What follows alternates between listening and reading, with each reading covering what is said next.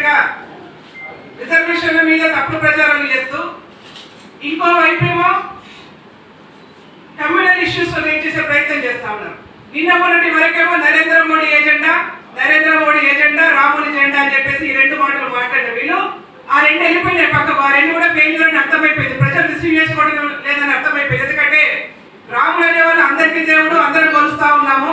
నరేంద్ర మోడీ మొన్నటి వరకు మాట్లాడారు 10 సంవత్సరాల ఇది ప్రోమో మాత్రమే రిలీజ్ అవుతుంది. ఆ ప్రోమో ఫెయిల్ అయిపోయింది, అసలు సినిమా చూడడానికి ఎవరు రావట్లేదని అర్థమైపోయి వాళ్ళ కొత్త ఫేక్ వీడియో తయారు చేసి కూడా రాహుల్ గాంధీ పేరు మీద ప్రచారం చేస్తా ఉన్నారు. వాయనాడ్ కాంగ్రెస్ టీం పేరు మీద Bharatiya Janata Party communal issues create చేసే విధంగా ఒక వీడియోని వాళ్ళు రిలీజ్ చేసింది, సర్క్యులేట్ చేస్తా ఉన్నారు సోషల్ మీడియాలో. దాన్ని వెంటనే కట్టడి చేయాలని చెప్పేసి మేము మాట్లాడడం జరిగింది.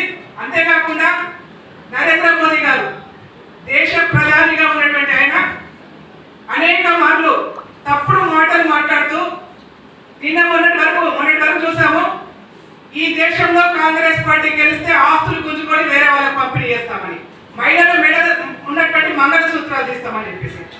అసలు నాకు అర్థం కాదు, ఒక మహిళగా నేను అడుగుతా ఉన్నాను, ఈ భారతదేశం మహిళలు మంగళసూత్రాలు అంటే అతి పవిత్రంగా చూసుకుంటారు.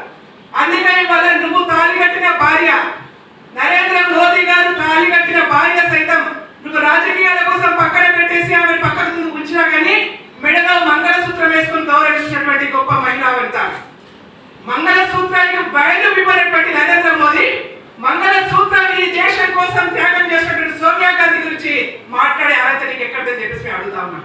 అందుకే ఇలాంటి మాటలు మాట్లాడుతూ ఉన్నారంటేనే ఇవాళ భారతీయ జనతా పార్టీ యొక్క శూన్యత.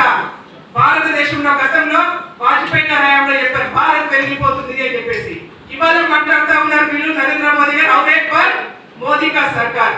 మేము కాంగ్రెస్ పార్టీ చెప్తా ఉన్నాం ఔర్ ఏక్ బార్ భారత్ బచావో, ఔర్ ఏక్ బార్ భారత్ బచావో. భారతదేశం రక్షించుకోవాలి, ప్రజాస్వామ్యాన్ని రక్షించుకోవాలి, రాజ్యాంగాన్ని రక్షించుకోవాలంటే ఇవాళ కాంగ్రెస్ పార్టీ రాహుల్ గాంధీ గారి నాయకత్వంలో ఇవాళ భారతదేశంలో ప్రజాస్వామికమైనటువంటి ప్రభుత్వం ఏర్పడాలని చెప్పి తెలియజేసుకుంటా ఉన్నాను. Thank you. చెప్పండి సార్.